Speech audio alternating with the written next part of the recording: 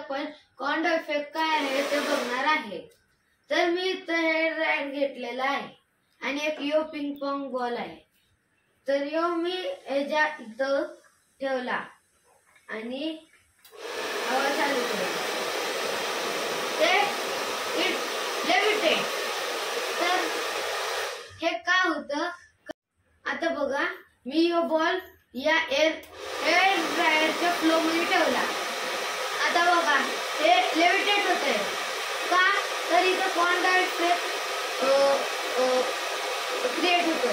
तर हे बघा इथनं जे हाय स्पीड एअर आहे, जे हेअर ड्रायरची हाय स्पीड एअर आहे, ती या बॉल फ्रिक्शन होऊन जाते।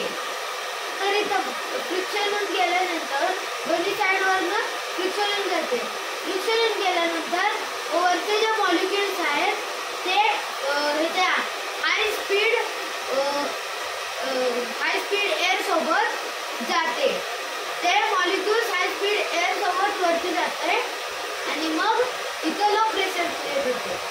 तर लो प्रेशर क्रिएट झाल्यामुळे जी ऑलरेडी इथं बाहेरची एअर जी आहे ते ऑलरेडी त्याची म्हणजे प्रेशर जास्त आहे, मग हाय प्रेशर लो प्रेशर कडे जाणार, म्हणून ही हवा टिल्ट होते अशी।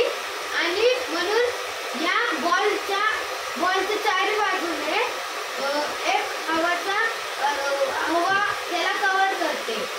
तर म्हणून हे बॉल लेविटेट होतो।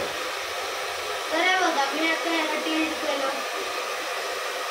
तरी हे लेविटेट होते।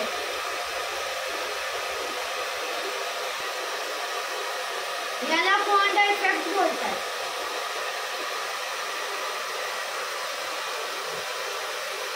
बघा आता इथनं हवा स्ट्रेट चालली, तुम्ही पाण्याच्या फ्लो मध्ये बघू शकता। तर आता मी जेव्हा खाली घेणार या हेअर ड्रायरला बॉल पशी एका स्फेरिकल ह्याच्यापाशी, तर बघा इथनं बेंड झालेली तुम्हाला दिसत असेल। बघा इथनं येत आहे खाली, बघा येत आहे खाली का, तर काय ते कॉन्ड इफेक्टमुळे। तर बघा आता बोर्ड वरती आपण समजून घेऊ ते कसं वर्क होतं। तर बघा इथं बॉल आहे, ठीक आहे।